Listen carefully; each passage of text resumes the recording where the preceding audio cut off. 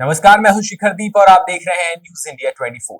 प्रधानमंत्री नरेंद्र मोदी के नेतृत्व में भारत सरकार की वित्त मंत्री निर्मला सीतारमण के द्वारा प्रस्तुत किए गए केंद्रीय बजट को लेकर 8 अगस्त भारतीय जनता पार्टी के प्रदेश के उपाध्यक्ष चौधरी मुकेश सिंह चतुर्वेदी ने स्थानीय लौकुश वाटिका में पत्रकार वार्ता का आयोजन किया।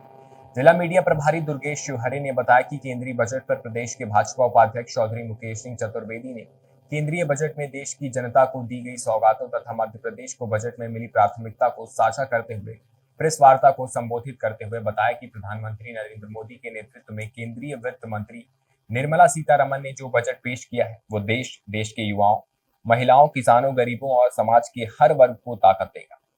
बजट के माध्यम से प्रधानमंत्री मोदी की सरकार ने देश को सशक्त, समृद्ध और आत्मनिर्भर बनाने का संकल्प जताया है।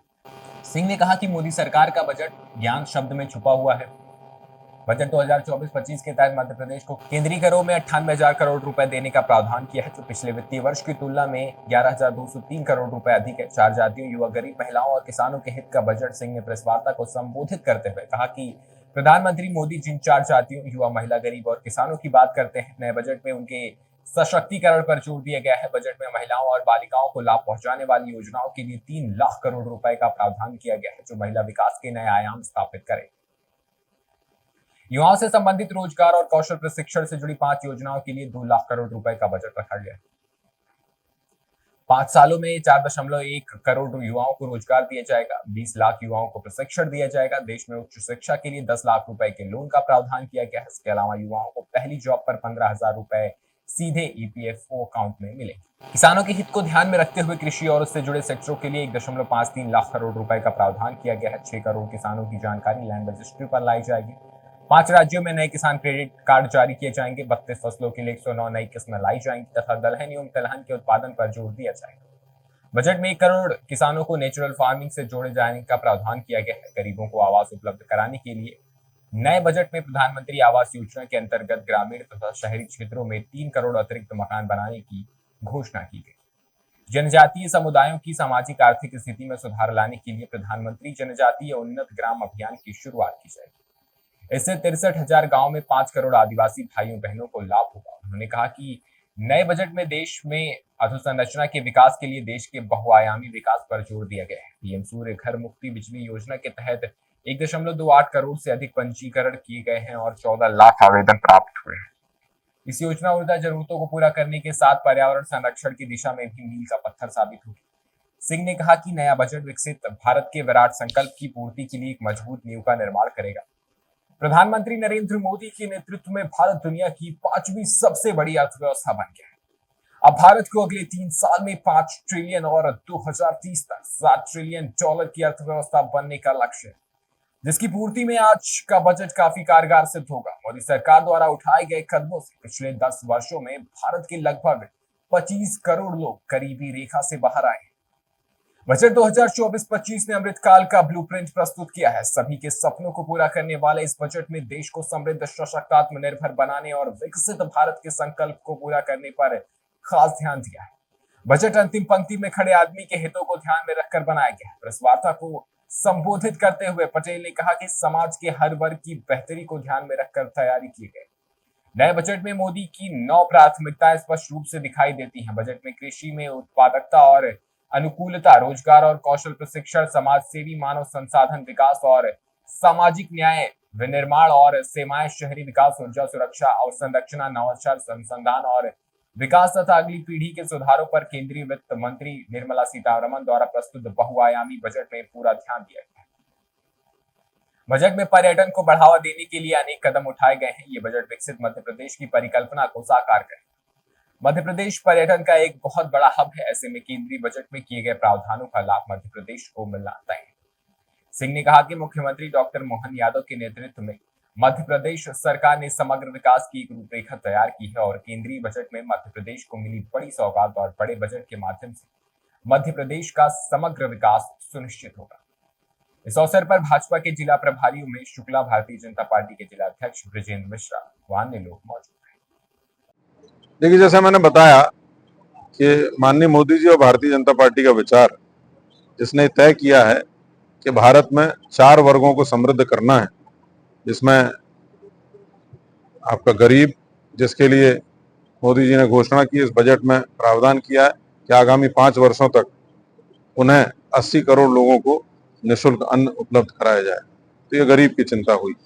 दूसरी, युवा के लिए स्किल डेवलपमेंट के माध्यम से, मुद्रा योजना जैसी बहुत सारी योजनाओं के माध्यम से युवा को सेल्फ एम्प्लॉयड बनाना, स्वरोजगार को बढ़ावा देना और उसको संपन्न बनाना। तीसरा हमारा अन्नदाता किसान, जिसके लिए सर्वोच्च मिनिमम सपोर्ट प्राइस निर्धारित करना और उसकी ये निर्धारित करना कि उसको अच्छा बीज मिले, उसके लिए रिसर्च एंड डेवलपमेंट स्थापित करना, अच्छा बीज और अच्छी उसकी फसल की उपज हो, मैक्सिमम उपज हो, ये निर्धारित करना और उसको मैक्सिमम मुनाफा हो, मैक्सिमम प्रॉफिट हो, ये निर्धारण करने के लिए अन्नदाता के लिए बहुत सारी योजनाएं इसमें दी गई हैं, जिसमें कि एक एमएसपी और साथ में आरएनडी जो स्थापित की जा रही है, उसके लिए प्रोडक्टिविटी के लिए आरएनडी स्थापित की जा रही है, वो योजना, और उसके लिए बजट में प्रावधान किया गया है। तीसरा, हमारे नारी शक्ति को स्व सहायता समूहों के माध्यम से हर नारी को लखपति बनाने की योजना हमारी सरकार की है। नारी स्वयं में स्वतंत्र होगी, आर्थिक रूप से संपन्न होगी, तो वो घर भी संपन्न होगा। घर जब संपन्न होगा, एक इकाई, परिवार की इकाई संपन्न होगी, तो राष्ट्र संपन्न होगा। ये प्रावधान उसमें स्व सहायता समूहों के माध्यम से नारियों के लिए, ये 4 वर्गों को समृद्ध बनाने के हिसाब से, राष्ट्र को समृद्ध बनाने की योजना इस बजट के माध्यम से है। बजट में ग्रामीण क्षेत्र और शहरी विकास के लिए पहले से सुधार वही बजट आया है, लेकिन आज भी देखा जा रहा है कि पन्ना जैसे क्षेत्र में पलायन हो रहा है। सर पर लकड़ी लेकर लोग आज भी रो रहे हैं। ऐसे लोगों को जीवन कैसे परिवर्तन आ पाएगा? 20 साल से लगभग पन्ना बनने की सरकार को 20 सालों से मध्य प्रदेश,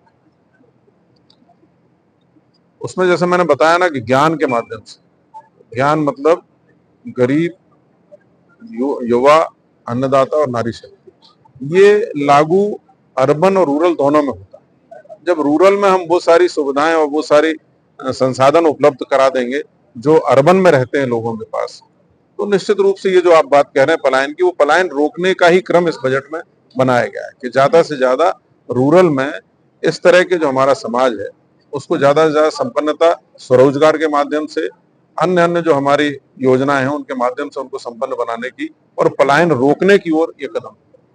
विदेश 100 ग्राम बजट बढ़ने से अपने मेडल से दूर रह गई। क्या इसके पीछे कोई अंतर्राष्ट्रीय षड्यंत्र हो सकता है? हाँ, you can not deny it, आप मना नहीं कर सकते हैं। अंतर्राष्ट्रीय षड्यंत्र हो सकता है, क्योंकि क्या है कि खेलों में भी राजनीति होती है और मोदी जी ने बहुत सख्त स्टेटमेंट इसके ऊपर दे दिया है, बहुत ताकतवर स्टेटमेंट दिया, सुदृढ़ स्टेटमेंट दिया है, और उस पर सरकार अपने स्तर पर जो हमारे खेल प्राधिकरण है वो अपील भी कर रहे हैं, विनेश भी अपील कर रही है। निश्चित रूप से it is an injustice with Vinesh and with Bharat की बात। हमारे मित्र देश बांग्लादेश में ट्रैक्टर प्लांट हुआ है और वो अब देश धीरे-धीरे पाकिस्तान की ओर मूव करता है। क्या रणनीति रहेगी? नहीं, अभी it is very early to say that it is moving towards Pakistan. ये बहुत जल्दबाजी होगी ये कहना। अभी मेरे एक साथी और इस विषय पे पूछ रहे थे, अभी कुछ भी कहना जल्दबाजी है। हाँ, एक वहाँ की व्यवस्था बदली है, वहाँ की सरकार की व्यवस्था बदली है। नहीं, अभी ऐसा नहीं है।